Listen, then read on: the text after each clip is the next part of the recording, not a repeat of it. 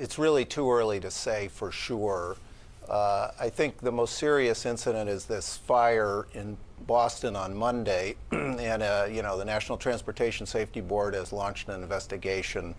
If a fire breaks out in flight, it can be quite severe, of course.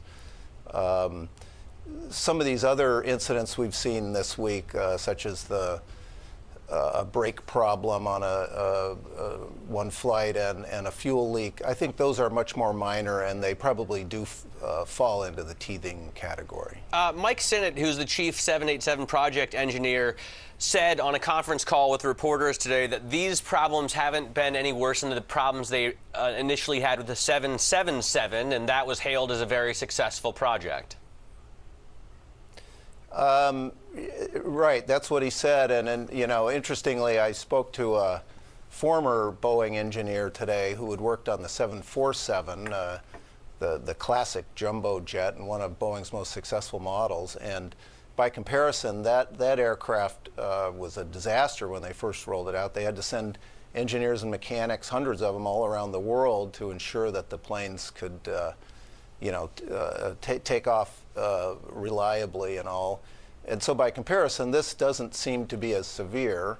But, we're in a modern era where people expect more reliability out of their planes. So I guess we'll just have to sort of see how this plays out. Of course, and there's heightened scrutiny, probably because of that modernity, but also because this plane took so long to release, right? I think it was delayed by 3 years. Yes, they had some problems with suppliers, and then late in their test flight program, they had an electrical fire, actually. That set it back a few more weeks.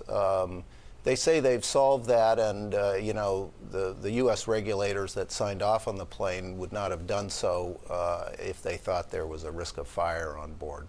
So, but it certainly was delayed, yes. So what about, there are 800 outstanding orders as far as I understand.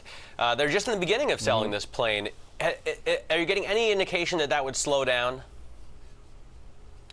So far, no. Again, it's early, and Boeing has certainly taken some public relations hits, but the way aircraft orders ebb and flow, we sort of have to wait a little while to see if this really has an impact.